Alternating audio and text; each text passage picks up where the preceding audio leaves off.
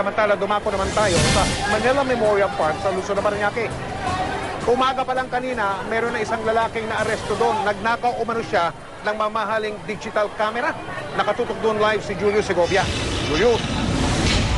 Mike, sa pangkalahatan naging maayos at payapa naman daw ang paggunita ng undas dito sa Manila Memorial Park, maliban na lang sa isang insidente ng salisi kaninang umaga.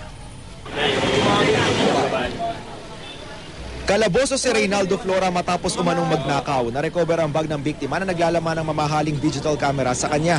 Sabi ng biktima, alas 6 ng umaga nang maramdaman niyang parang may kumukuha ng shoulder bag ng anak niya habang umiidlip sila. Sabi ko, ninakawan tayo, sabi ko sa mga kapatid ko. Pagtawag ko sa kanya, bumilis yung takbo niya, niyakap niya yung bag. Tapos nawala na, buti nga nahabol nila eh. Todo tanggi naman ang suspect. Kahit saan niyo itanong, sir, hindi ako wala akong record sa sir, kahit saan nan, wala. Mga nagbabantay sa puntod nila, bantayan din nila yung kanilang mga kagamitan. Dahil maraming nananamantala at kumukuha lang ng pagkakataon. Kahit pribado ang sementeryo, may mga pulis ring rumoronda. Ilang basyo ng alak at beer and can nga ang nakumpiska kagabi. Buong maghapong mainit ang panahon pero marami ang bumisita sa sementeryo. Dito, pwedeng pumasok ang mga sasakyan.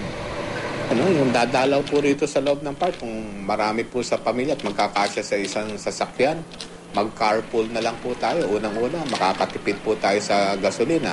Pangalawa, hindi po tayo masyadong dadami ang sasakyan natin dyan sa sukat, along dito sa loob. Aabot daw sa 800,000 tao ang bumibisita rito tuwing undas. Pero dahil sa long weekend ng isang linggo, marami na raw ang naunang dumalaw.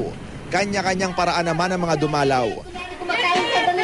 Ang pamilyang ito, bukod sa dasal at malafiestang handa, may kantahan pa. Taimtim naman ang dasal ni Angel Aka nang bisitahin ang puntod ng may bahay na pumanaw sa heart attack. 17 taon na ang nakalipas.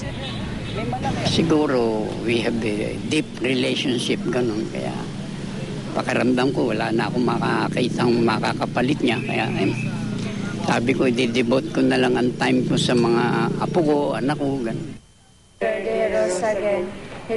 Wala ring patid ang pag-aalay ng dasal sa puntod ng mag-asawang Ninoy at Cory.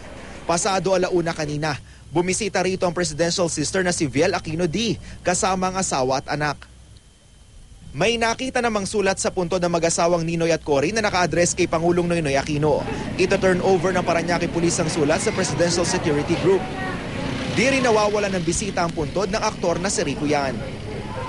Mike, live nakuha yan mula rito sa entrada ng Manila Memorial Park. Kung inyo makikita, gabi na pero wala pa ring patid sa pagdating yung ating mga kababayan. As of 6 p.m. nga, kanina lamang ang crowd estimate ng Parañaque Police ay umabot na raw sa higit 100,000 ang mga bumibisita rito. Posibleng madagdagan pa raw ang bilang na yan habang palalim ang gabi. Nagkataon pa kasing long weekend, Mike, kaya posibleng samantalahin daw ng mga kababayan natin ang pagkakataon para makabisita sa sementeryo. 24 oras naman bukas ang sementeryo kaya marami ang dito na raw magpapalipas ng magdamag. Pero pakiusap naman ang pamunuan ng Manila Memorial Park kung maaari huwag nang magdala ng sasakyan papunta rito para makabawas na rin daw sa sikip ng daloy ng trapiko sa loob ng sementeryo. Yan muna ang latest mula pa rin sa Parañaque. Balik sa iyo, Mike. Maraming salamat, Julio Segovia.